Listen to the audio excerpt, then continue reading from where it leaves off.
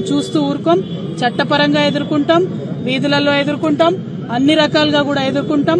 ప్రజలకు రాజకీయంగా మీరు చేస్తున్నటువంటి అంశాలన్నింటినీ కూడా ఎప్పటికప్పుడు వివరించి చెప్తామని కూడా ఈ సందర్భంగా తెలియజేస్తా ఉన్నాను.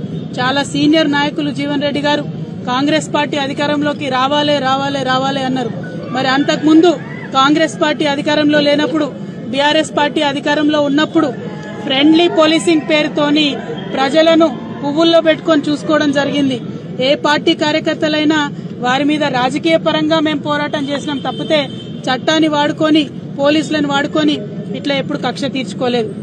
ఇది కాంగ్రెస్ రాజ్యమా, కాకీల రాజ్యమా అనే విధంగా ఇవాళ రాష్ట్రమంతా కూడా వ్యవహారం నడుస్తా ఉన్నది.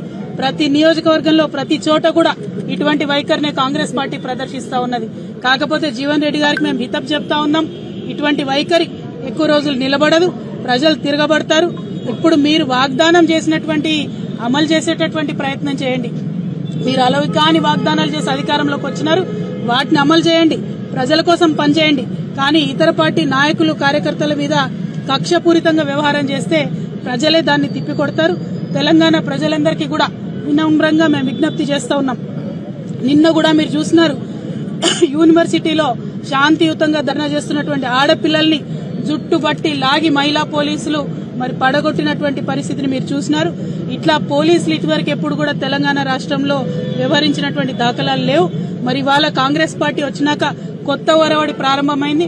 మరి ఇటువంటి అధికారం పోలీసులకు ఇచ్చి ఇది నిజంగా కాంగ్రెస్ పార్టీ రాజ్యమా, కాకీల రాజ్యమా అనే విధంగా చేస్తా ఉన్నారు. దీన్ని మేము తీవ్రంగా ఖండిస్తా ఉన్నాం. బీఆర్ఎస్ పార్టీ నాయకులు, కార్యకర్తలు అందరూ కూడా ధైర్యంగా ఉందాం. మనం ఉద్యమాలు చేసి, పోరాటాలు చేసి వచ్చినటువంటి వాళ్ళం.